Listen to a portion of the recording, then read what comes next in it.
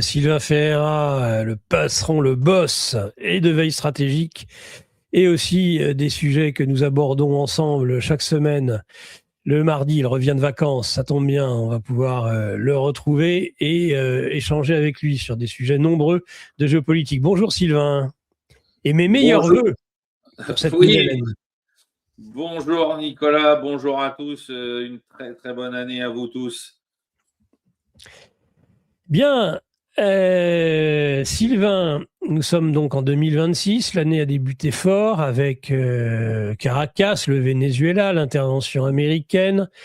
La BBC, me disait-on tout à l'heure, avait interdit à ses journalistes de parler de kidnapping ou de rapt de Nicolas Maduro et qu'il fallait parler non pas d'enlèvement mais d'arrestation.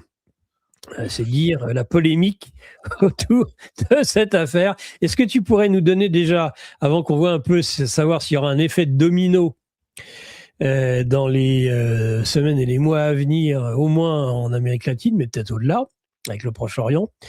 Ils se sont poussés des ailes, Trump, c'est le moins qu'on puisse dire. Ce qui s'est passé au Venezuela ces derniers jours, comment tu l'interprètes, Sylvain? Oh bah, c'est la mise en application du document de la National Security Strategy qui a été qui a été publié en décembre dernier. Voilà, il n'y a pas de finalement il n'y a pas de surprise sur ce plan-là. C'est le retour de la doctrine Monroe.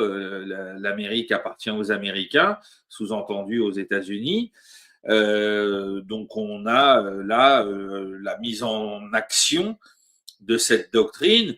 Ça faisait un moment avant que ce document soit publié que cette affaire vénézuélienne avait démarré.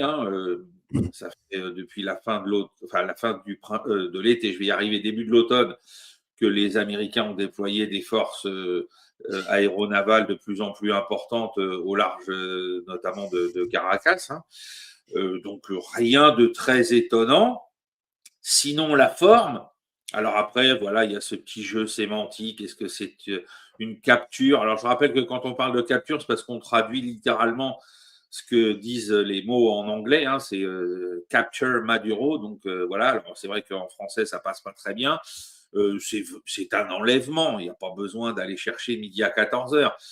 Maintenant, la façon dont ça s'est déroulé est aussi très révélatrice, contrairement à ce que beaucoup trop de gens pensent, de l'impuissance croissante des États-Unis par rapport à ce qu'ils faisaient avant, par rapport à leur hubris.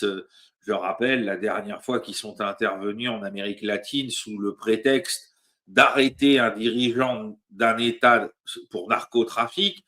C'était le camarade Noriega en 1989, au mois de décembre 89, avec l'opération Just Cause qui avait été organisée donc sous la présidence de George Bush père.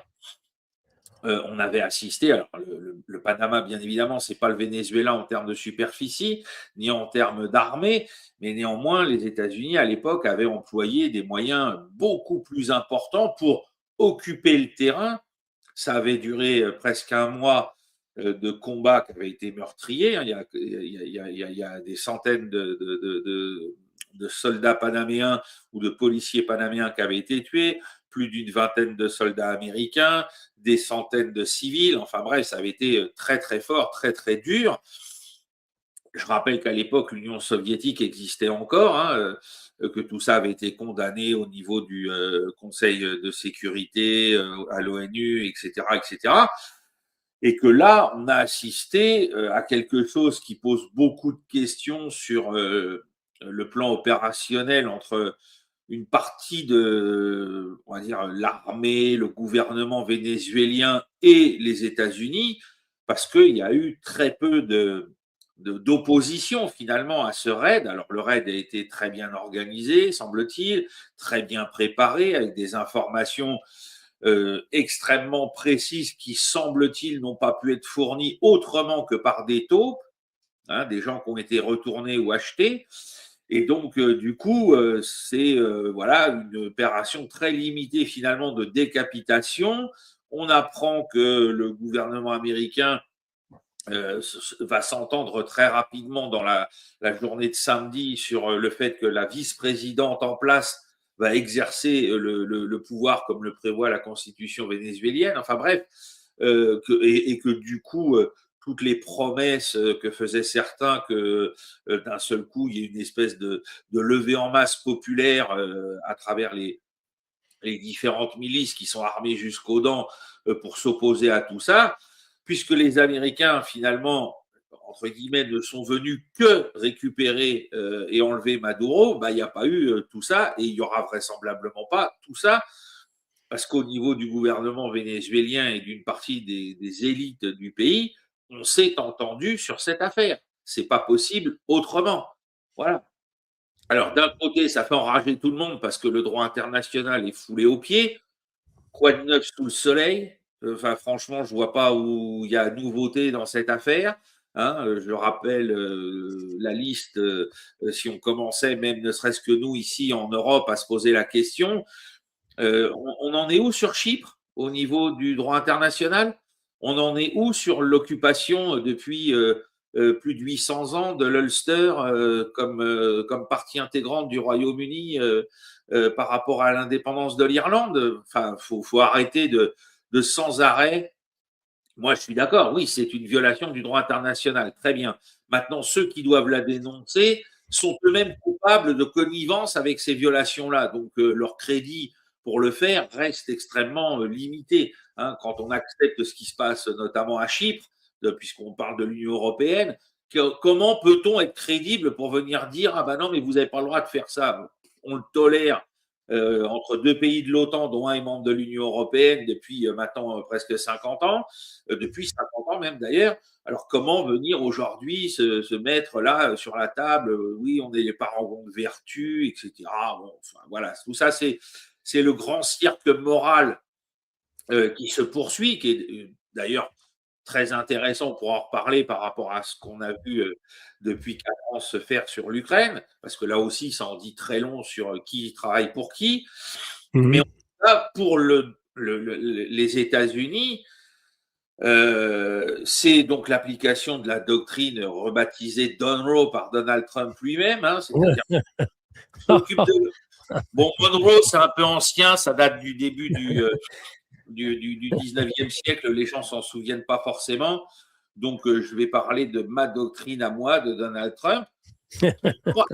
Et peut-être a-t-il raison de faire ça, parce que là, la grande différence, contrairement à ce qu'on a vu auparavant en Amérique latine, quand les États-Unis débarquaient pour faire le shérif, c'est que ça se déroulait dans des circonstances, je le rappelais pour le Panama, qui étaient beaucoup plus violentes et beaucoup plus désastreuses et qui correspondaient à des véritables changements de régime où ils amenaient avec eux dans leurs valises d'autres dirigeants potentiels. Là, ce qui est très, très ironique et qui, moi, vu que je suis un taquin, m'a beaucoup fait rire, c'est quand on a demandé à Donald Trump « Et Madame Machado, qu'est-ce que vous en pensez ?»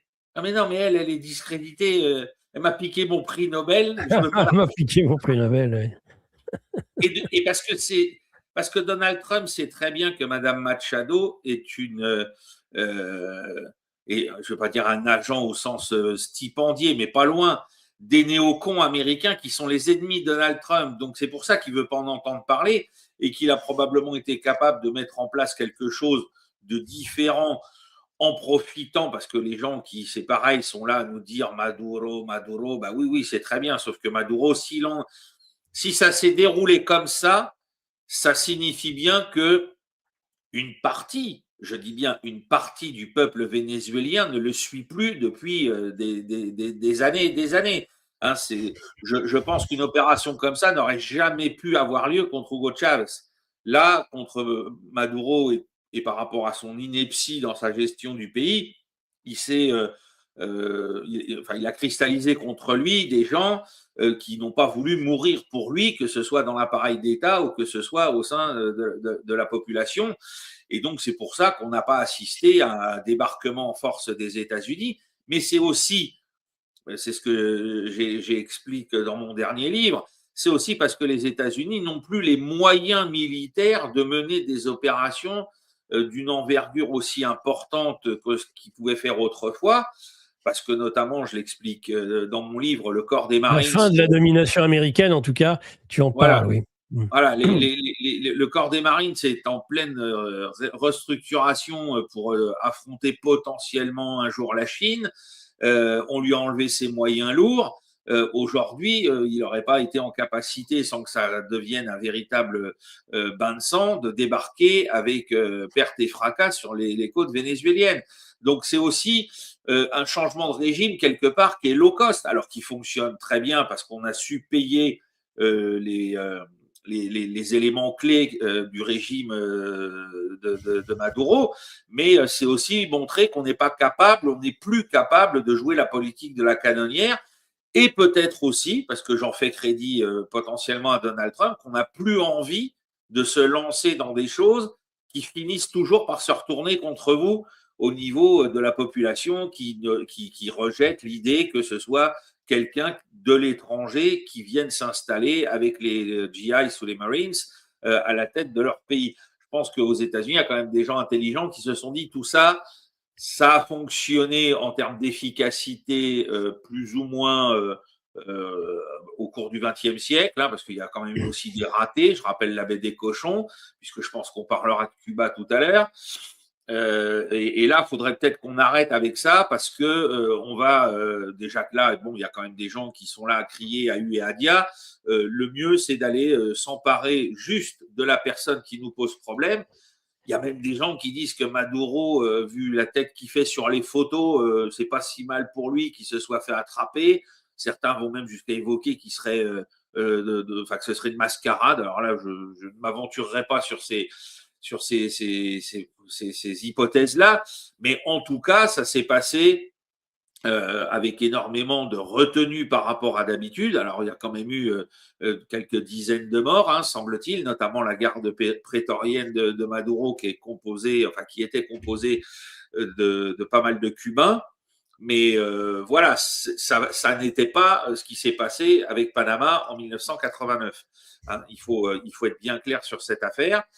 Et puis surtout, après, le dernier point que personne ne veut comprendre parce que ça remet en cause en fait, toutes les logiques de blocs dans lesquelles certains veulent s'enfermer, et on l'avait déjà dit à propos de ce qui s'est passé en Iran pendant la guerre des 12 jours, les gens viennent dire, ah bah oui, mais les Russes, les Chinois, ils ont lâché un État des BRICS. Je le rappelle que les BRICS, c'est une union économique de coopération entre États. Ce n'est pas l'OTAN. C'est pas vous attaquer et puis d'un seul coup, tous les autres États membres des BRICS vont venir avec leur armée à votre secours. Pas du tout. Hein, c'est quelque chose, je ne sais pas moi, qui ressemble à ce qu'était autrefois pas l'Union européenne, mais son ancêtre, hein, la communauté européenne, la communauté des États européens, où effectivement on met certaines choses en commun, on discute, mais il n'y a pas d'alliance militaire et diplomatique automatique derrière. Donc, ce qu'il ne faut pas oublier dans ce cadre-là, c'est qu'on est sur un repartage du monde. Hein, je voyais des gens qui avaient fait une carte humoristique où on voyait un planisphère où à la craie, à gros traits rouges, c'était écrit pour la partie Amérique du nord au sud, mi, hein, la partie sud de l'Afrique subsaharienne jusqu'en Asie, xi, et puis tout le reste, Poutine. Ben, c'est presque ça, c'est très schématique, mais c'est presque ça. C'est-à-dire que les trois grands se sont entendus plus ou moins tacitement sur ce repartage du monde, et c'est ce que dit depuis décembre le document de la National Security Strategy américain, c'est que voilà, il y a trois grands blocs, le bloc américain, le bloc russe, le bloc chinois, et ils ont des précarés les uns et les autres. Celui des États-Unis est clairement identifié, c'est l'Amérique depuis le pôle Nord jusqu'à la Terre de Feu. Et on considère que la Russie a son rôle à jouer en Europe, que le Xi a son rôle à jouer en Asie, dans une partie de l'Afrique. Et donc ces gens-là, alors bien évidemment, dans ce jeu-là, les États-Unis chassent tentent de chasser, je ne vais pas dire chasse parce que ce n'est pas définitivement terminé, mais tentent de chasser l'influence chinoise de plus en plus grandissante en Amérique latine. C'est une évidence. Mais est-ce que ça veut dire pour autant qu'il va y avoir une confrontation avec Pékin? Pas du tout. Par contre, est-ce que ça veut dire que Pékin peut considérer qu'il a les mains libres pour régler, et pas forcément d'ailleurs de manière militaire, le problème de Taïwan? Ça devient de plus évident. C'est de plus en plus clair. C'est-à-dire que maintenant, qui va. Alors, c'est ça qu'embête un peu les Occidentaux de ce côté-ci du monde. Ah, bah oui, mais alors demain, les Chinois feront pareil à Taïwan. Ben, les Chinois, ce qu'ils feront à Taïwan, de toute façon, je le rappelle, là, puisque. Et c'est là qu'on voit toute leur bêtise dialectique au niveau du droit international. Je rappelle que si les Chinois demain réclament Taïwan de manière militaire ou ce genre de choses, ils sont dans le droit international, dans leur bon droit. Taïwan, c'est la Chine et le seul représentant international de la Chine dans le concert des nations, c'est Pékin, c'est pas Taipei. Donc, c'est ça qui est très intéressant, c'est que ces gens-là continuent de manipuler cette notion de droit international en fonction de leurs intérêts, de la géométrie de leurs intérêts.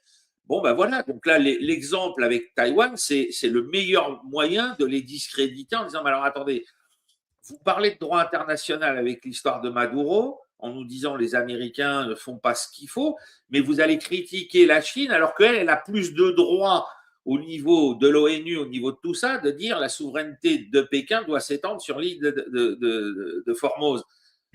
C'est pas possible.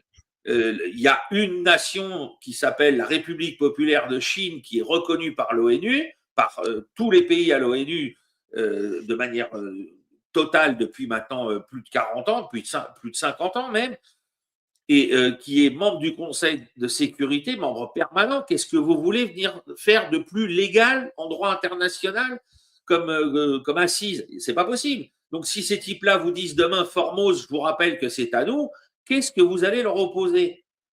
Il n'y a pas forcément besoin d'attendre que Trump ait décidé d'enlever ou pas Maduro.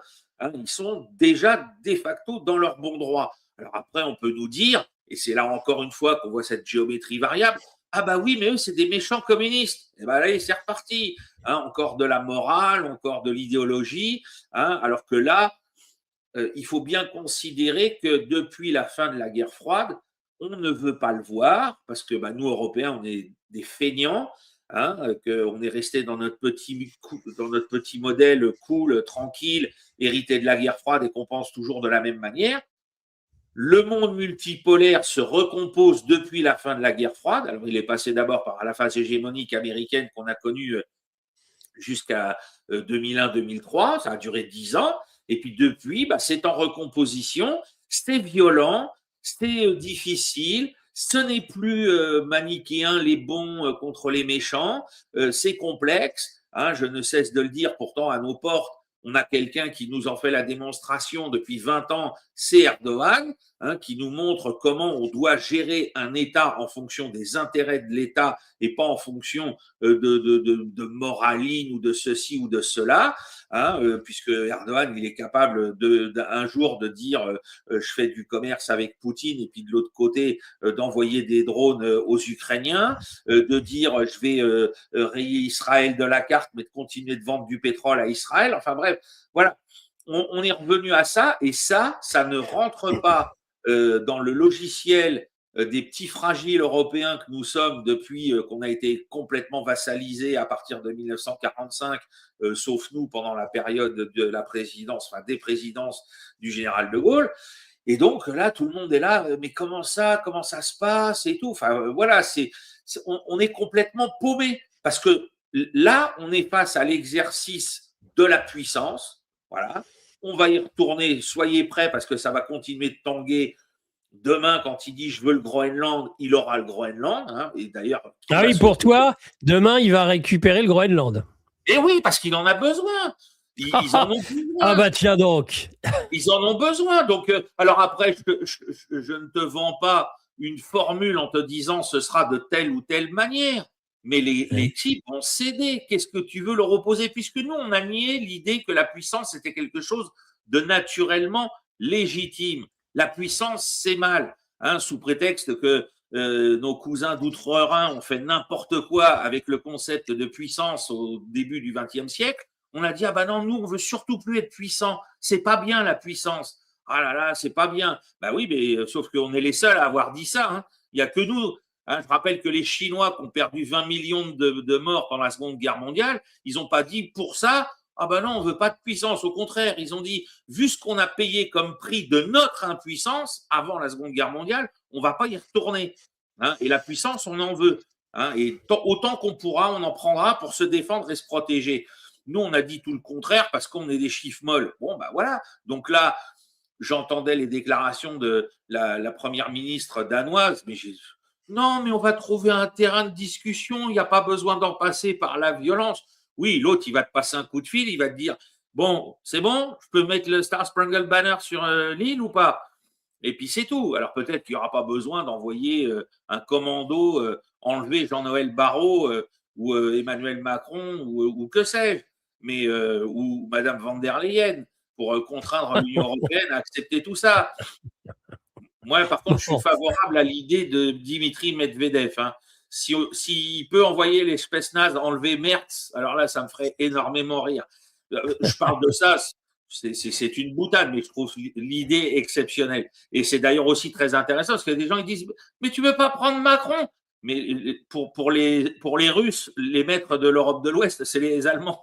Donc ils n'ont pas envie d'enlever Macron. Bref, donc il va prendre le Groenland.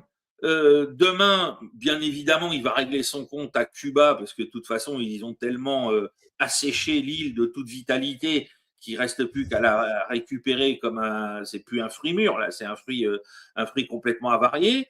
Ils ont fait comprendre aux Colombiens qui d'ailleurs ont joué un rôle, moi je trouve un petit peu mi-figue mi-raisin dans l'affaire avec le Venezuela, que s'ils continuaient aussi à faire les fortes têtes, ils allaient s'en prendre une, et puis qu'alors eux, pour le coup, les accusés de narcotrafic, ça va être très simple, hein, alors que pour Maduro, on sait très bien que c'est un prétexte complètement bidon.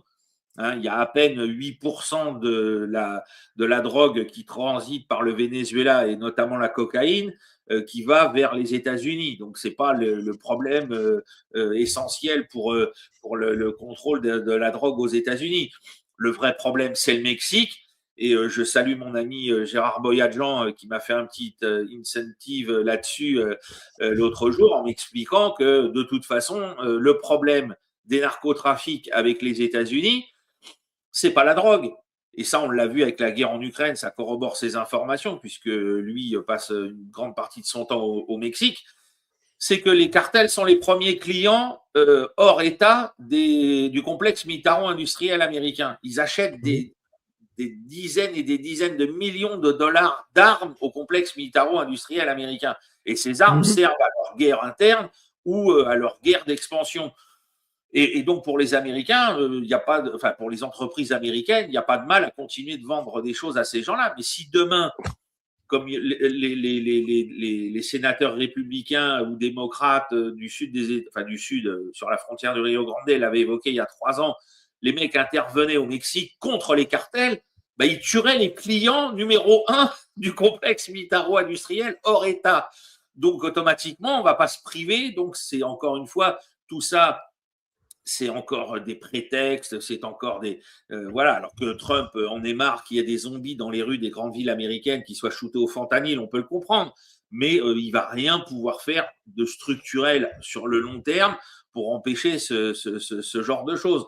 Hein, parce que là, il faudrait envahir le Mexique, faudrait remettre tout à plat. Enfin, c'est complètement inimaginable et infaisable de toute façon. Et je rappelle que le trafic de drogue depuis l'Amérique latine vers les États-Unis a pris son essor dans les années 70 et que les premiers à l'avoir mis en place, ce sont les États-Unis eux-mêmes, hein, pour financer l'opération Condor après le coup d'État contre Salvador Allende. Hein, tout ça est documenté. Et que même dans les années 80, quand ils ont continué d'essayer de lutter contre les grands cartels, ils ont perdu un agent qui s'appelait Kiki Camarena. Il y a un magnifique documentaire sur Amazon Prime qui raconte cette histoire. Et Kiki Camarena était sur le point de découvrir qu'une partie des recettes que faisaient les cartels mexicains étaient reversées à la CIA pour mener les opérations de lutte contre les sandinistes au Nicaragua. Et donc, Kiki Camarena a été abandonné une fois qu'il avait été capturé par les cartels par la direction américaine, qui a préféré qu'il soit liquidé par les cartels plutôt que d'être médiatisé et qui révèle la vérité de ses découvertes. C'est-à-dire que le gouvernement américain, et notamment la CIA, avait partie prenante dans le trafic. Donc tout ça, c'est du grand n'importe quoi au niveau des prétextes de moralité qu'on essaye encore de servir aux gens pour vous dire, ah bah oui, là j'entendais cet abruti de Pascal Praud, là, qui nous disait, ah bah oui, mais c'est nos gosses et tout, il faut pas, mais tais-toi, va regarder l'histoire de la CIA et du trafic de drogue, va t'interroger sur savoir ce que foutait la CIA dans les champs de pavots en Afghanistan entre 2001 et 2020 que les États-Unis foutent le camp d'Afghanistan. Hein, essaye de réfléchir, Pascal. Hein, ces gens-là sont des débiles. La CIA a toujours utilisé le trafic de drogue, que ce soit en Asie du Sud-Est pendant la guerre du Vietnam, que ce soit donc là en Afghanistan plus récemment, pour financer ces opérations hors de toute portée du contrôle du Congrès des États-Unis. Et donc en Amérique latine, c'est exactement la même chose qui se passe. Voilà. Donc venir nous sortir l'histoire du narcotrafic, tout ça, ça n'a aucun sens. On le sait très bien. Donc aujourd'hui, voilà, les trois grands se sont partagés le monde. Hein, donc je pense que l'ami Zelensky doit faire de l'huile. Parce que c'est ce qu'il ne faut pas oublier, c'est que lui aussi, son tour arrive. Hein, c'est-à-dire qu'on peut parler de Cuba, on peut parler de la Colombie, mais ça signifie aussi à Zelensky, tu sais, si Moscou nous a laissé faire ce qui vient de se passer à Caracas, toi, ton tour arrive aussi de ce côté-là de la sphère d'influence russe. Hein. Voilà. Donc, là, c'est justement, c'est là que je veux te relancer, parce qu'aujourd'hui se réunit la fameuse coalition des volontaires. Seront présents Steve Witkoff et Jared Kushner, le gendre de Trump. Lorsqu'on a interrogé Trump sur son intervention au Venezuela, par rapport à Poutine, il a dit « Ah, mais Poutine, c'est pas un problème pour lui ». Par contre, ensuite, il a dit « Je suis pas du tout content contre Poutine hein, », je parle avec le vocabulaire de Trump, parce qu'il tue trop de monde, il tue trop de gens en Ukraine. Moi, j'attends quand même, par rapport, quitte à me faire, à mettre un petit peu de contradiction pour animer le débat, Sylvain, ce que je constate, c'est que tout le monde se met d'accord sur le fait que les Européens sont l'espèce d'herbivore, finalement, pour revenir sur la métaphore qui n'était pas si stupide que ça de cet imbécile de Macron, quand il disait, bon, il y a pas que le complexe du T-Rex, hein, dont tu es un spécialiste, mais il y a aussi les bestioles en général, les carnivores qui bouffent les herbivores. Et c'est vrai que l'Europe, ce que tu dis est parfaitement justifié, avec la moraline à 3 balles, voilà où on en arrive, et il y a des puissances réelles qui, elles, s'affrontent. Savoir d'ailleurs si ce jeu de puissance ne va pas déboucher sur des guerres terribles, parce il y aura... Ah non, justement, ça, faut arrêter avec ça. Ben non, parce et alors ça, tu vas me répondre là-dessus, et puis tu vas me répondre sur le fait que moi, je suis pas persuadé, contrairement à toi, que Trump ne va pas chercher à pousser son avantage bien au-delà de sa sphère d'influence. J'en veux pour preuve l'Iran, et j'en veux pour preuve l'Ukraine. Et ça m'intéresse de voir comment tu réponds à ça. Alors, une fois encore, je refais de la pub pour mon bouquin, les États-Unis, et puis pour le bouquin d'Emmanuel Todd. On en parle à la fin aussi d'ailleurs.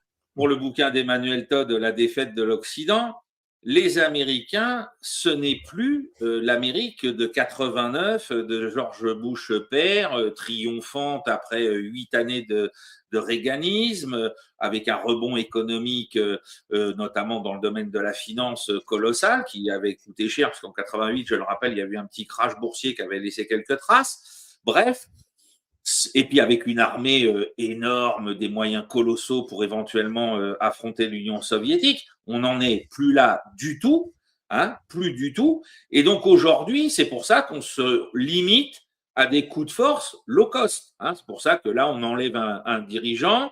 Pour ça qu'avec le Groenland, qu'est-ce qu'il y aura besoin de faire? Allô, Madame Frederiksen? Bon, on a pris l'île. Salut. Top. Voilà, ça va vite. Il n'y aura pas de déploiement de puissance. Sinon, Ça, on est d'accord. qu'est-ce que le Danemark va faire? Il va envoyer Jean-Noël Barrot avec Glucksmann, Enthoven, BHL, faire une légion des volontaires pour se foutre sur la banquise. Bon, enfin, tout ça, c'est risible au possible. Non, ce repartage auquel nous sommes en train d'assister de manière spectaculaire, il ne va pas déboucher sur des guerres parce que justement, enfin des guerres entre ces trois groupes, peut-être qu'à l'intérieur de ces groupes-là peut y avoir des problèmes de proxy ou ce genre de choses. Mais entre eux, ils ont tout intérêt, et c'est ce que Trump a vendu à tout le monde, à ne surtout pas s'affronter militairement. Et c'est surtout ce qui intéresse les États-Unis, qui, comme je l'explique dans mon livre, sont en pleine restructuration militaire et que cette restructuration militaire, elle est à minimum 5 à 10 ans. Donc, c'est certainement pas maintenant que les États-Unis pourraient se dire on va s'affronter à l'un ou à l'autre. Aujourd'hui, Trump continue, je le rappelle, parce qu'il ne parle pas, quand il est dans son avion, quand il est en conférence de presse, en gros, nous, Européens, faut qu'on comprenne, hein, c'est comme mes gosses, quand je leur parlais, là, mes grands-enfants, là, ils me tendaient la main, là, parle à ma main, papa, parle à ma main. Voilà, Trump, nous, il s'en fout de nous. Il n'en a plus rien à faire. Alors, devant le peuple américain, il dit, ah non, Poutine, il n'est pas gentil, vous comprenez, il tue encore du monde. Mais il sait très bien qu'il ne peut rien faire contre les Russes en Ukraine. Je rappelle que les Ukrainiens, parce que les gens me disent, ah oui, il y a encore du matériel américain. Alors, je l'ai expliqué en fin d'année dernière. Le peu de matériel américain qui est encore rentré récemment en Ukraine, c'est du matériel dont les crédits et les expéditions avaient été décidés avant le 20 janvier 2025 par Biden. Il n'y a plus rien au niveau de la défense antiaérienne en Ukraine. Ça se voit dès que les Russes lancent une attaque de missiles coordonnée avec les drones. Voilà. Et puis surtout, j'invite nos téléspectateurs à aller faire un tour sur le blog de Veille Stratégique après l'émission. Hier, on apprend que, qui a encore été, alors pas vraiment complètement limogé, mais évacué de son poste à la tête du SBU, Maliouk, le gars qui a été l'orchestrateur, l'organisateur, notamment de la grande opération Spiderweb contre les bombardiers stratégiques russes l'été dernier. Parce que maintenant, Zelensky est en train de faire le ménage de toutes les personnes qui pourrait tomber sous le coup d'un mandat d'arrêt du procureur général de la Fédération de Russie pour avoir attenté aux intérêts de la Fédération de Russie en employant des moyens terroristes. Donc, pourquoi Zelensky ferait-il ça maintenant, sinon pour satisfaire les exigences américaines pour pouvoir discuter avec les Russes? Il faut être bien clair, il faut comprendre pourquoi on fait ça maintenant. Maliouk est un héros au niveau de l'Ukraine. On nous l'a vendu comme étant le super chef des services spéciaux, des coups tordus, des machins. Bon, il faudra saluer quand même ces maîtres du MI6 britannique derrière, qui lui ont bien appris la leçon. Mais comment se fait-il que ce mec-là, après Yermak, après Minchuk, etc., pourquoi toutes ces têtes-là, d'un seul coup, sont en train de disparaître de l'État, enfin de la tête de l'État ukrainien, sinon pour que Zelensky tente le plus possible de se rapprocher des positions exigées par les Américains pour trouver un terrain d'entente avec Moscou. Ça ne peut pas s'entendre autrement. Donc voilà, et puis alors sur le terrain des opérations militaires, vu ce qui se passe depuis la mi-août dernier sur le terrain, quand je pense que là, on en est à plus d'un mois de contre-attaque, que LCI a commenté 25 fois les NAFO et tout ça autour de Kupiansk. Poutine, il avait dit on occupe Kupiansk. Et puis les Ukrainiens, 5 jours après, ont lancé une immense contre-attaque. Cette contre-attaque a échoué. Elle a engagé des moyens militaires colossaux par rapport à ce dont l'Ukraine dispose aujourd'hui, notamment beaucoup de mercenaires colombiens, et elle a échoué à reprendre l'intégralité de la ville. Alors que toutes les villes qui étaient en cours de conquête par l'armée russe ont été conquises. Je rappelle, Gouliapoli est tombé, Seversk est tombé, Vovchansk est tombé, etc. Et ça continue. Et ça continue. Donc, Stepnogorsk est tombé, etc. Donc, la situation, il n'y a plus d'interception. Autrefois, il y a encore 6 mois, les Ukrainiens, toutes les fois que les Russes ont engagé une attaque aérienne, on a réussi à abattre ceci, on a réussi à abattre cela. Aujourd'hui, il n'y a plus de communiqué puisqu'ils n'arrivent plus à abattre quoi que ce soit, puisqu'il n'y a plus de missiles antiaériens disponibles. Pourquoi? Parce que les Américains n'en fournissent plus. Donc, il faut arrêter de croire. Trump, il fait de la com. Moi, j'entendais hier sur Fox News Amérique, un sénateur républicain qui nous racontait encore que ce qui se passe au Venezuela allait affaiblir Vladimir Poutine. La bonne blague. Oui, le type, il parle au public américain qui a envie d'entendre ça. Voilà, les gens sont là, ils y croient. Quand je vois l'Instagram qui nous reparle de Cuba, oui, cette dictature communiste, etc. Mais il n'y a plus rien de communiste à Cuba, sinon la couleur peut-être du drapeau, et puis c'est tout. Et encore. Donc, tout ça, c'est de la rhétorique, tout ça, c'est de la communication vers le peuple américain, qui n'a aucun référent historique profond ou géopolitique. Les gens sont très contents parce que, au final, faut pas oublier, j'en ai un peu parlé samedi soir chez Idriss Aberkane, le grand plan là, le grand vainqueur de cette opération, c'est la politique intérieure américaine pour les midterms de la fin de cette année. C'est-à-dire qu'avec cette victoire-là spectaculaire contre le gouvernement, enfin la tête du gouvernement vénézuélien, demain le Groenland, après-demain Cuba ou l'inverse, dans l'ordre que vous voulez, et peut-être encore après la Colombie, mais au niveau des militaires, mais c'est le tapis rouge pour une victoire, et je dis bien rouge à dessein, pour le Parti républicain. C'est-à-dire que là, les démocrates, ils vont… Est-ce que vous avez entendu parler du fait que des sénateurs et des représentants démocrates ont voulu ou vont lancer une procédure de destitution de Donald Trump par rapport au fait qu'il a mené cette opération contre Maduro? Vous imaginez, Je rappelle que, toute chose étant comparable, le Parti démocrate était au pouvoir quand il y a eu l'opération de la baie des Cochons en 1961. C'était bien un président démocrate, John Fitzgerald Kennedy. Et là, les types vous disent « Ah ben non, mais vu que c'est Donald Trump, on va lancer une procédure de destitution. » Ces types sont en train de se ridiculiser. Et ça va se payer dans 10 mois dans les urnes aux États-Unis. Donc là, pour Trump, c'est magnifique. Il y avait des gens qui nous disaient « Oui, mais les midterms, ça va être compliqué. » Alors là, moi, voilà, je m'engage. On est le 6 janvier. Je vous dis, à moins qu'il y ait un cataclysme imprévisible d'ici là, à la fin de l'année, le Parti républicain va gagner haut la main les midterms aux États-Unis. Ce qui va faire… Rendez-vous pris, c'est dans la boîte, on te le ressortira en novembre. Moi, j'assume. Et on tu assumeras en novembre. Mais est-ce que vous comprenez bien ce que ça signifie pour les 2 ans qui vont suivre? Un président qui n'a plus à se préoccuper de sa réélection, avec une majorité assurée au Sénat et au Congrès en général. Je ne sais pas si vous imaginez, là, ce qui s'est passé avec le Venezuela, c'était les appetizers, c'était le début. Le gars, il va faire ce qu'il veut. Et il va surtout préparer le terrain pour J.D. Vance pour les années suivantes. Voilà. Donc moi, l'histoire aujourd'hui de ce que Trump fait avec Poutine, oui, je suis pas content, il y a beaucoup de morts. Il nous le sert depuis 1 an et demi, cette histoire. Si j'avais été là, il n'y aurait pas eu cette guerre. Bon, c'est bon, Donald, on a compris. Je rappelle que, n'oublions pas, dans le discours qu'il a tenu pendant la conférence de presse samedi soir, il a mené des charges à nouveau, comme après l'opération Midnight Hammer contre soi-disant le complexe nucléaire militaire iranien, des charges contre les administrations démocrates précédentes.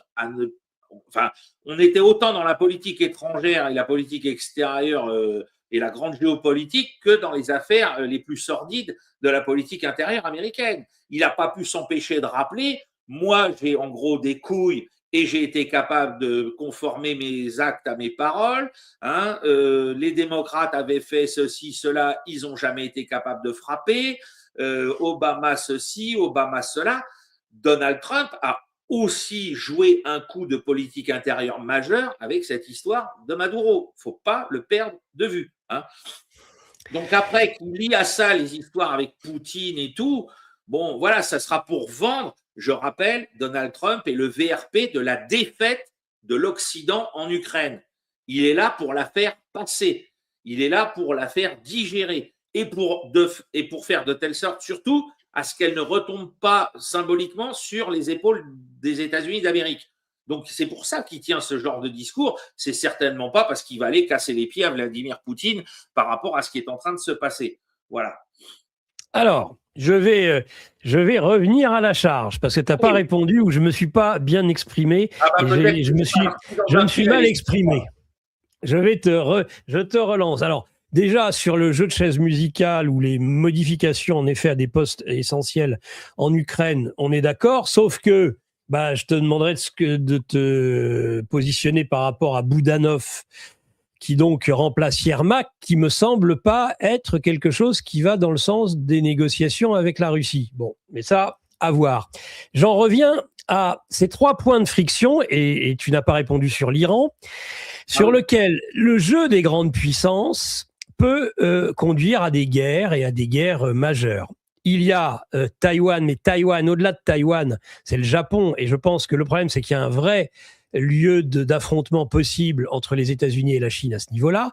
Je pense qu'au niveau de la Russie, il y a ce problème européen dont Trump nous dit quand même dans sa doctrine que l'Europe est vitale au développement des États-Unis. Donc là, par rapport à l'expansion et à l'empire américain, il y a un problème avec la Russie. Et puis l'Iran, où, eh bien là, avec la politique particulière des États-Unis vis-à-vis d'Israël, il y a à nouveau un risque d'affrontement où, à mon avis, ça ne se passera pas en Iran comme ça s'est passé au Venezuela.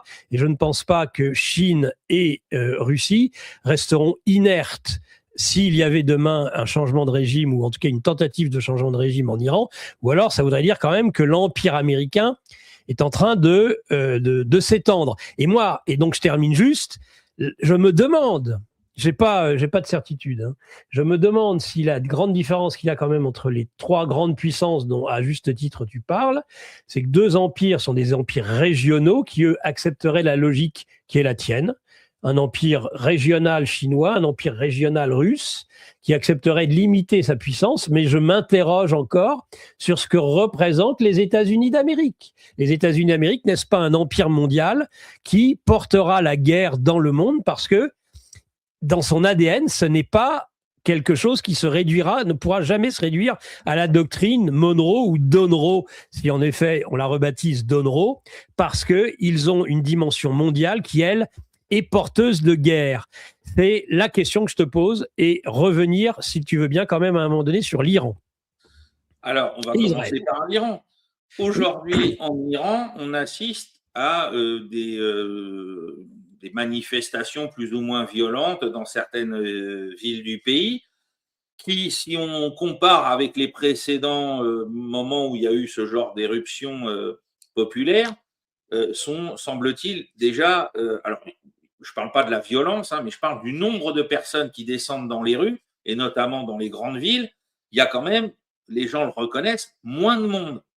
Hein, c'est moins numériquement important que ce à quoi on a pu assister il y a 6 ou 7 ans. Bon, voilà. Le régime semble pas s'essouffler pour le moment, je dis bien pour le moment, et la répression reste limitée par rapport justement au fait qu'elle n'a pas face à elle une masse populaire avec des millions de types comme en 79 quand les États-Unis ont laissé Khomeini prendre le pouvoir. Donc, pour moi, aujourd'hui, ça se limite pour le moment à un énième problème interne, c'est-à-dire que bon, ben voilà, il y a une inflation qui crée de la pauvreté, qui crée des pénuries et donc d'accès à certains produits pour les gens. Donc, les gens sortent dans la rue. Il y a certaines personnes dans la grande bourgeoisie qui essayent de surfer par le biais des étudiants sur tout ça, mais pour le moment, ça n'a pas pris. On est face à une colère populaire. Hein, moi, j'adore la façon dont on en parle avec la répression, etc. Je ne vois rien de distinct par rapport à ce que viennent de subir nos agriculteurs. C'est marrant. J'ai l'impression, je me dis, tiens, mais les types, ils nous disent, oui, l'Africaille iranienne tabasse le peuple iranien. Bah oui, l'Africaille française tabasse le paysan français. Est-ce que ça fait de nous une dictature? J'aimerais bien qu'on en discute. Bon, bref. Donc, pour le moment, tout comme d'ailleurs des observateurs étrangers doivent se poser la question sur la France. Est-ce que la France va basculer dans une révolution avec cette affaire d'agriculteurs qui s'agrège à d'autres problématiques ou pas? Eh bien là, pour l'Iran, pour moi, pour le moment, on est dans une colère populaire très forte, très légitime, mais on n'est pas au bord du changement de régime dont certains voudraient nous parler. Et d'ailleurs, je trouve assez suspect le fait que le Mossad, ouvertement, alors que ce n'est pas du tout dans son habitude, dit oui, allez-y, les Iraniens, on est avec vous et tout. Comment discréditer au mieux la révolte populaire? Non, c'est sûr. Il n'y a pas mieux. Pardon. À tes souhaits. À tes Merci. souhaits. Il n'y a pas mieux pour discréditer un mouvement que de venir dire c'est nous qui le soutenons. Je rappelle que là, on a assisté depuis le mois de juin dernier à des dizaines, peut-être des centaines d'exécutions d'agents du Mossad, mais de nationalité iranienne, qui avaient été recrutés pour l'opération Rising Lion au mois de juin dernier. Donc aujourd'hui, si Tel Aviv s'amuse à ce genre de communication, je ne vois pas l'intérêt que ça pourrait avoir pour participer à un éventuel changement de régime favorable aux États-Unis ou à Israël. Ça, c'est le premier point. Ensuite, en ce qui concerne, donc, moi, je ne sais pas où il y a de problème entre la Chine et le Japon. Enfin, je veux dire, on parle du Japon. Le Japon, ils vont faire quoi avec la Chine? On n'est plus en 1937, hein, les copains, hein, c'est fini. Le Japon est un pays à la démographie quasiment par terre, presque au même niveau que la Corée du Sud. Qu'est-ce que le Japon va faire avec la Chine aujourd'hui, sinon s'amuser à dire on va se réarmer, on va vous faire peur? Tout ça, c'est du même niveau que les déclarations de Merz de ce côté-ci de l'Europe. Oui, oui, c'est bien. Allez, fais le guignol, agite-toi, communique. Tu sers à rien, tu ne représentes rien et tu ne menaceras personne. D'ailleurs, le Japon, aujourd'hui, ne va pas s'amuser. Déjà, ils sont vassalisés au dernier degré aux intérêts américains. Ils ne bougeront jamais tout seuls sans que les États-Unis leur donnent éventuellement Non, mais ça, on est d'accord. Mais justement, est-ce que la politique américaine ne tend pas à chercher partout les limites? Mais c'est pas. Le problème, c'est que personne ne veut comprendre le changement. C'est pourtant ce que j'essaye d'expliquer depuis un moment. Les États-Unis ne sont plus les États-Unis de la guerre froide. Non, mais ça, c'est ta thèse. Mais justement, je la questionne. Non, Nicolas, oui. Alors, j'ai compris. Non, mais lis mon bouquin, parce qu'en partie, déjà, il y a une partie du livre qui reprend. Je sais que c'est ta thèse. Non, mais après, il faut être factuel. C'est-à-dire que où l'armée américaine, elle a les moyens d'exercer, enfin, les forces armées américaines ont les moyens d'exercer cette hyperpuissance, où ils ne l'ont pas. Voilà, et ça, c'est un constat qui se fait. Non, mais c'est très intéressant, c'est passionnant. C'est-à-dire que c'est ce que tu développes. C'est pas juste une histoire de dire les Américains veulent. Hein, les Américains ne peuvent pas. Voilà, c'est tout. C'est des chiffres, c'est des constats qui sont posés par eux-mêmes, d'ailleurs, parce que c'est ça qui est important de souligner, c'est qu'ils ont conscience de tout ce qui leur manque, de tout ce qu'ils n'ont plus. Hein, donc aujourd'hui, ils n'ont plus assez de navires. Ils n'ont plus assez de recrues de qualité, ils n'ont plus assez de soldats compétents pour faire face aux nouvelles technologies parce qu'il va falloir les former, etc., etc. Donc c'est eux qui disent on ne sera pas prêt au mieux avant 2035. Donc c'est pas c'est pas moi Ferreira Sylvain qui le dit. Moi je suis juste le porteur d'un message que personne ne veut entendre ici parce que tout le monde s'intéresse à s'amuser à se faire peur. Donc, pas de problème, hein, mais les États-Unis d'Amérique n'ont plus les moyens militaires de leur ambition planétaire.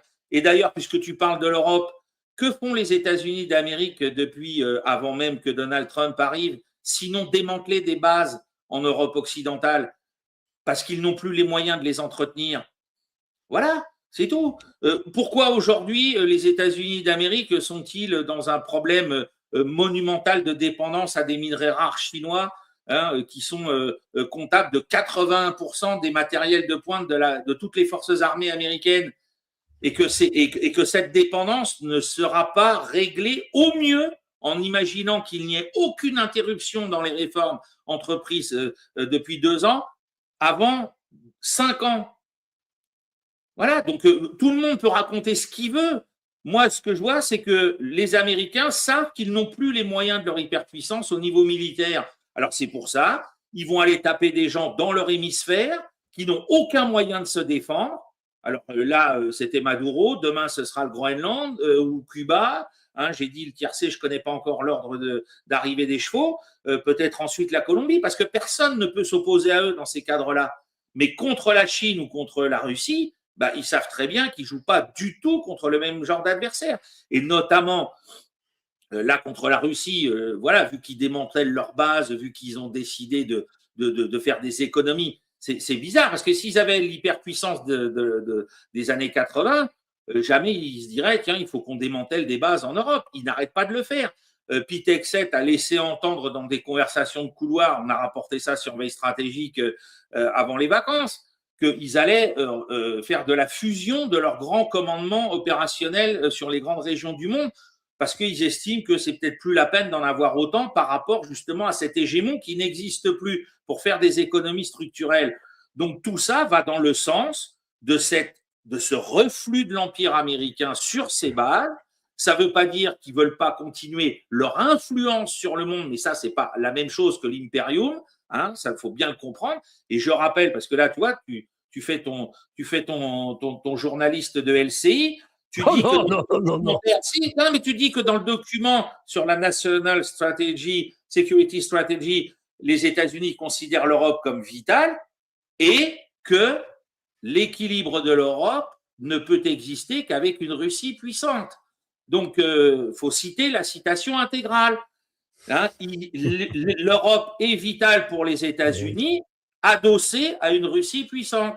Et donc, il faut que les Européens reprennent langue avec la Russie. C'est ce qui est dit dans le document. Donc, ça avalise le fait que c'est pas l'oncle Sam tout seul qui peut asseoir son pouvoir sur cette partie du monde. Ça ne veut pas dire qu'il ne veut pas continuer de l'influencer, mais ça veut dire qu'il a compris que sans la Russie, il ne pourra pas le stabiliser correctement. Ce qui est une rupture, je le rappelle, de la doctrine Brzezinski de dire il faut découper l'Europe de la Russie. Donc, en doctrine, oui. Voilà. Donc aujourd'hui, il y a des gens qui n'ont toujours pas compris cette recomposition, qui ne veulent pas admettre que les États-Unis… Alors, bien évidemment, ils continueront de nous casser les pieds ici, de ce côté-ci du monde, tant qu'on n'aura pas recouvert une part de notre indépendance. Ça, c'est certain que nous, on restera les dindons de cette immense recomposition parce qu'on ne veut pas avoir notre droit au chapitre puisqu'on ne veut pas l'exercer. Donc, ils vont continuer, de nous traiter comme des larbins. Ça ne fait pas l'ombre d'un doute. Mais pour les autres, ils vont continuer de discuter du fort au fort et de s'entendre du fort au fort dans un concert des nations qui ressemble, je ne cesse de le dire, à ce qui s'est passé en Europe après les traités de Westphalie en 1648. Hein, voilà, ça ne veut pas dire qu'il n'y aura pas d'accrochage, mais ça veut dire que grosso modo, on est d'accord sur un modus vivendi de ces 3 sphères et qu'on arrivera à s'entendre pour faire du développement économique. Hein, parce qu'aujourd'hui, les États-Unis, parce que moi je parle de la partie militaire, je vous renvoie au reste par le livre d'Emmanuel Todd, hein, mortalité infantile en augmentation exponentielle, baisse du nombre de techniciens, ingénieurs qualifiés pour faire tourner le pays et faire de l'innovation, etc., etc., etc.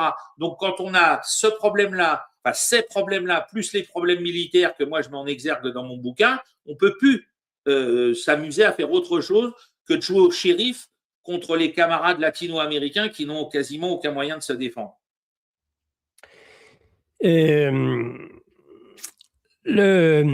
Moi, mais on aura l'occasion, on va avoir l'occasion, donc je l'annonce, hein, vendredi à 19h en plateau sur la grande émission, nous aurons Sylvain, et j'espère bien qu'on aura à ce moment-là nos nouveaux studios.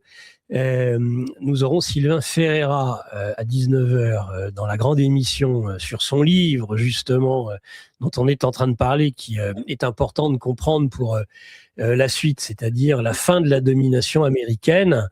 Voilà, Sylvain Ferreira. je reste, peut-être qu'on va y revenir après, parce que j'ai encore une question, je veux encore un peu titiller, puisque Paul-Marie Couteau n'est pas encore arrivé sur ce point, c'est l'historien que tu es, avant d'être un analyste de géopolitique, l'historien que tu es, tu devrais savoir quand même que ces politiques de puissance, telles qu'elles ont pu exister à une certaine époque au XXe siècle en Europe, entre des empires, se terminent toujours mal, se terminent par des guerres. Elles ne se terminent pas par le doux commerce, comme je viens de te l'entendre dire.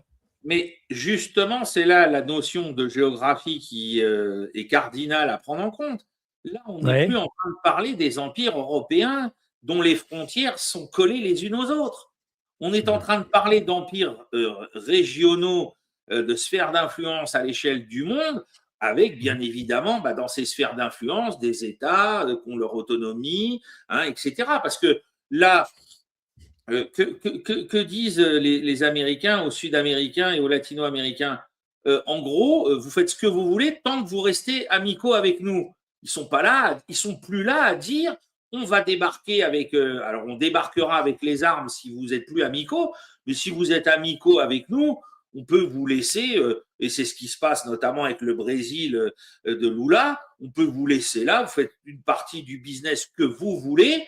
Tant que vous entravez pas notre accès aux matières premières stratégiques pour les États-Unis, on ne viendra plus vous casser les pieds. Voilà. Là, les Chinois ont compris le message. Tout ce qu'il y a comme ressources en matières premières en Amérique latine, va falloir que vous arrêtiez de venir vous positionner comme étant les premiers partenaires économiques des pays latino-américains. Voilà, ça ne veut pas dire que Donald Trump a immédiatement dit mais bien sûr qu'on va vendre du pétrole à la Chine, du pétrole vénézuélien. Donc, il veut continuer à avoir ses rapports amicaux et commerciaux. Alors, amicaux, c'est pas le bon mot, mais cordiaux et économiques. Les Chinois, on le sait bien, c'est un empire de commerçants qui est centralisé au niveau géographique. Ils n'ont qu'une envie, c'est de continuer de commercer avec la terre entière. Bon, où est le problème? Les Russes, c'est pareil.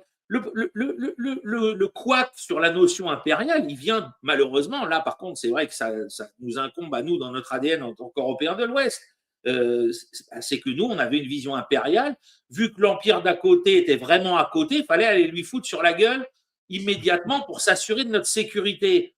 Là, on n'en est plus là. On n'en est plus là. On n'a pas besoin de ce genre de comportement pour arriver à faire fonctionner les choses.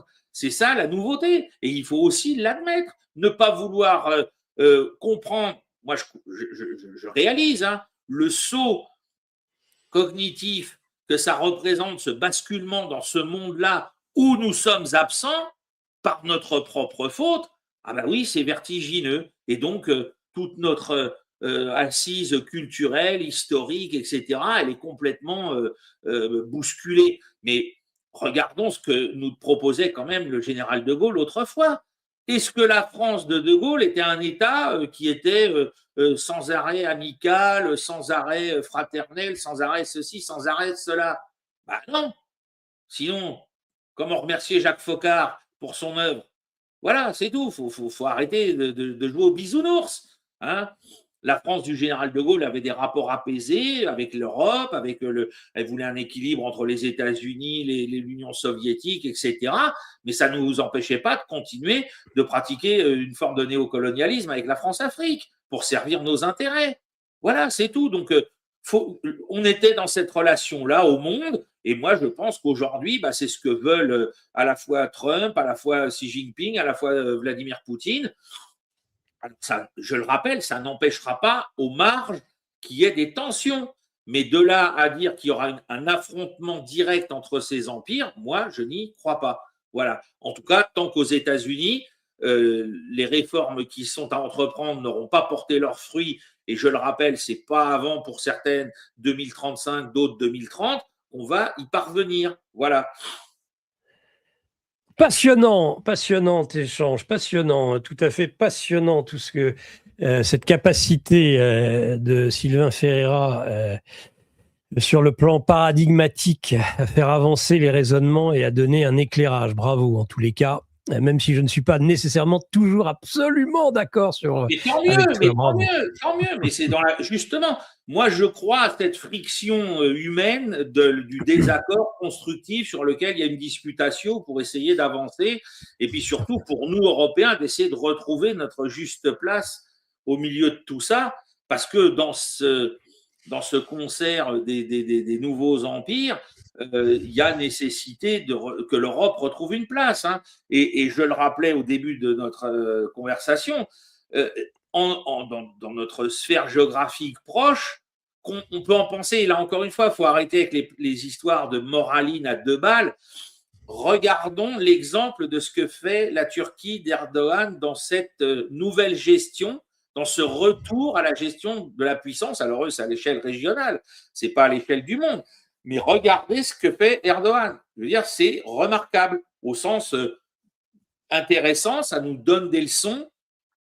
Il a été capable de faire des choses avec les Azéris, qui nous déplaisent fortement sur le plan moral avec nos frères arméniens, on est tous d'accord, mais néanmoins c'est efficace. Hein. De l'autre côté, il est capable, donc je le disais, de s'entendre avec Poutine pour faire tourner l'économie et notamment l'agriculture de son pays, et en même temps de vendre des drones aux Ukrainiens.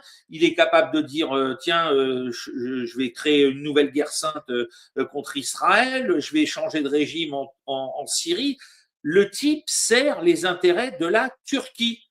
Voilà. Et ça, il faut qu'on comprenne que nous, Européens, on doit resservir les intérêts de chacun de nos pays pour mieux servir les intérêts de notre continent à l'échelle internationale. Voilà, c'est tout. Hein, et que ça ne se fait pas. Alors, ça ne veut pas dire qu'il faut faire n'importe quoi, qu'il n'y ait jamais de règles, qu'il n'y ait jamais de limites, ou ce genre de choses. Hein, ce n'est pas ça que je suis en train de dire. Moi, je le rappelais l'autre jour, hein, autrefois, l'Église catholique, elle a décidé de régler la guerre, de réglementer la guerre pour en éviter les excès. Elle n'a pas dit on va faire disparaître les excès. Elle a dit on va essayer d'en limiter les excès de la guerre. Alors, je reste dans cette posture-là. Mais le droit international, version BHL, Glucksmann et compagnie, c'est fini. Hein. Là, Donald Trump, il leur a dit les copains, vos histoires, je m'en torche.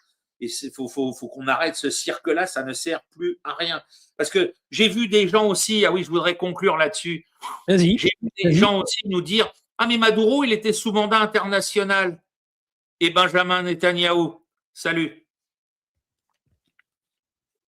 Bien. Voilà.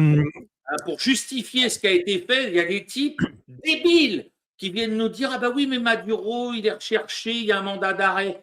Et Netanyahou, tout à fait. pas de mandat d'arrêt. Et alors, par contre, pour Poutine, il y en a qui nous le rappellent. Ah bah oui, il y en a un pour Poutine. Alors, il y a les bons. Hein, à la fin, c'est le sketch des inconnus. Il y a les bons chasseurs, les mauvais chasseurs. Et donc, il y a les bons mandats d'arrêt, les mauvais mandats d'arrêt. Au bout d'un moment, il va falloir qu'on en termine avec toute cette mascarade qui obscurcit les esprits et qui empêche donc d'abord de penser, puis ensuite d'agir correctement. Sylvain, on termine sur ton livre. Donc, si vous le voulez bien, hein, voilà, sur la fin de la domination américaine. Voilà. Donc, il est dispo sur The Book Edition et on a fait ce qu'il faut pour qu'il y ait un ISBN. Et donc, si vous voulez le commander depuis votre libraire, vous pouvez également le faire depuis le début de l'année. D'accord.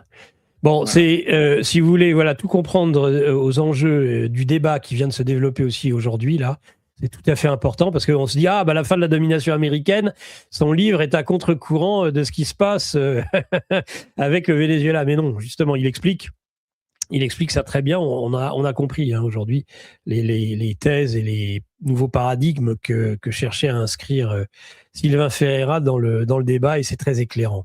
Et donc pour ça, pour bien le comprendre, il faut faire comme moi, il faut lire La fin de la domination américaine, livre essentiel. Voilà. Très bien. Eh bien, écoute, formidable. Formidable, Sylvain. Merci à toi pour cette participation. Et donc, on se dit à vendredi, 19h, en direct. À vendredi. Donc, tu me diras dans quel studio. J'aimerais le savoir. Je pense qu'on devrait y être. On est bien parti pour être dans les tout nouveaux, tout beaux. Ils vont être magnifiques. Tu vas être impressionné. Voilà. Bon, ok. Parfait. Très bien. Merci à toi. Et puis, encore une très bonne année à tous. Et pour ceux qui s'en inquiétaient, les bulletins de veille stratégique reprennent jeudi sur une base d'un bulletin par semaine, tous les jeudis à partir de jeudi qui vient. Voilà. Très bien. Et on voit que, eh bien, en tout cas, les capacités de développement, d'analyse de Sylvain vont bien au-delà, on l'a pu le constater aujourd'hui, de l'Europe de l'Est et de l'Ukraine. Merci Sylvain, un grand merci à toi. Donc évidemment, veille stratégique, c'est aussi essentiel que le livre sur la fin de la domination américaine. Merci Sylvain, excellente journée.